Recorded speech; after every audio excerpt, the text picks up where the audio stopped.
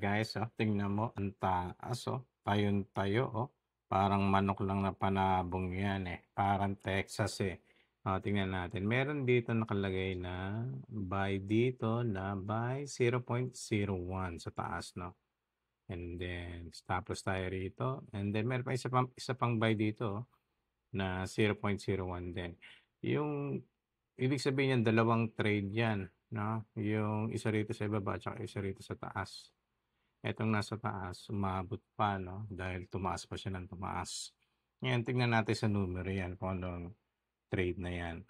Ayan 128 yung isa na nasa ibaba and then $23 yung nasa taas. So, lumalaro na siya sa 150 na profit. Puwede mo nang i-close itong trade na 'to. So, kapag kinlose mo yung trade na 'yan, meron tayong equity na 896.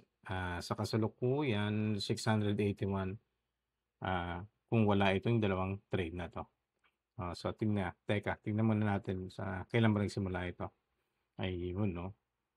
So nagsimula ito nung ayan dito sa baba yung 296, nag-deposit tayo ng 296, nakalagay balance nung 8/28, August 28 'no. So, October na ngayon, so magsi-6 weeks na 'to.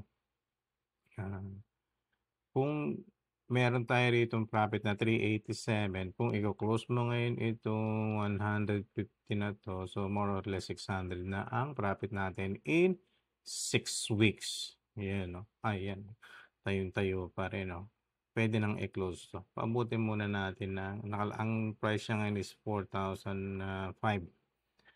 Stop loss natin nito hindi, take profit tayo ng ayun 40.74. No, hintayin natin maabot 'yan maya-maya, baka isang oras o baka bukas.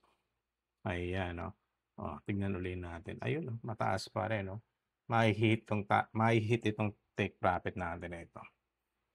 Tayong-tayo, para lang manok 'yan, panabong, Texas.